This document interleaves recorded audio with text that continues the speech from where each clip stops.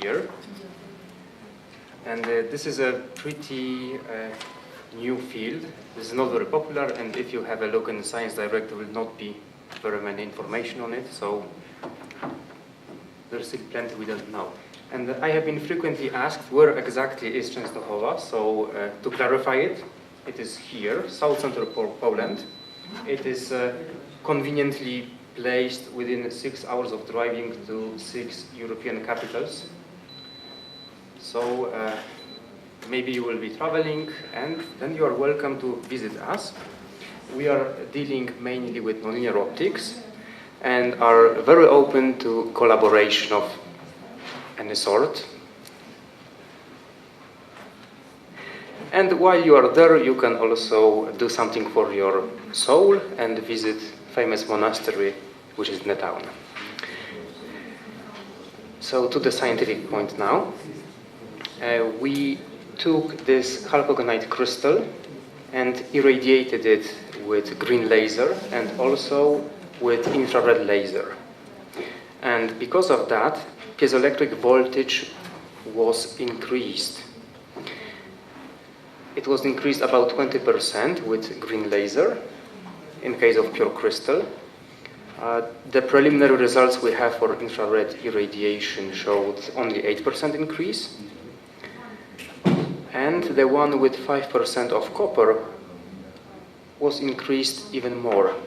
So in my short talk, I'll try to answer the following questions. Firstly, why laser changes anything? Because this is not something you would intuitively expect. You shine a laser on a sample and then it changes piezoelectric properties. And secondly, why is copper helping and why green laser is better than infrared? This is our experimental setup. We place a sample in here. This is the raw sample that we need to cut to make it cubic, at least more or less. We apply force here, and using all the numbers we can read during experiments, we can determine the piezoelectric coefficient. This is what it looks like during the experiment. The sample is here. It is now being irradiated with green laser. And this device here is both the electrodes and force applier. We observed increase in piezoelectric coefficient. This is increasing percent. Here is laser on. It takes about 50 seconds to saturate the sample. And then when we turn off the laser, the effect diminishes, but not at once. It takes also 100 seconds.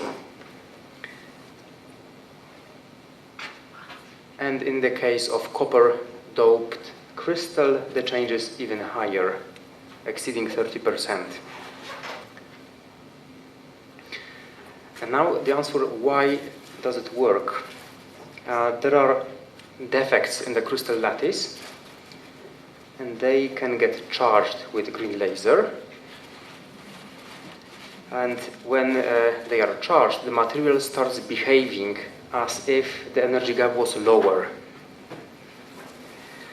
And now this is green laser, so it has got enough energy to do this kind of electronic excitation. But the question is, how does the infrared laser work? Because the energy is definitely too small to excite electrons. Well, it plays with the phonons in the system, and we believe that this is a phonon-electron interaction that charges these trapping levels and causes the change. And in the case of copper, this metal introduces additional levels connected to its d orbital, and they are charged better than in the crystal without dopant. We also checked that the effect we observe is purely from laser irradiation, and it's not electrostriction or thermal. Their influence is minimal, if any. So this is most probably how I told you it works. So the fundamental question, why do we bother to do this? With this technology, we are able to modify material as we want it to behave. You do not need to synthesize a new crystal if you want to modify, let's say, ultrasound generator. You can just irradiate the crystal you already have there. This is cheaper, quicker. We also know that this is metastable. In this case, it took 100 seconds to relax. It can take more in different materials. And also, this is a nice word I invented, material photoengineering. Who knows, maybe this will be the new nanotechnology in the future. It's definitely a very good word to use in ground applications. And I would like to acknowledge coworkers who take part in this research, and of course the Nanotwinning project that supported me to give this talk. And you are welcome to ask questions. Thank you very much for this presentation, and paper is open for comments or questions. Yeah. You have proposed some explanation for the phenomenon that you observe. Are there some spectroscopic technique, probably spectroscopic technique, which could allow to more proof that your interpretations are correct? Concerning the role, how can you know that indeed these are the defects which act in order to prove that the defects allow the phenomenon and so on, or the phonon? We can measure photoinduced absorption, and it's a tricky experiment. It needs to be, the photoinduced absorption changes is not very large, but we can measure it.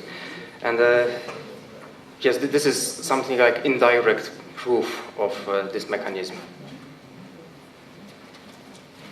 Okay, next question or comment?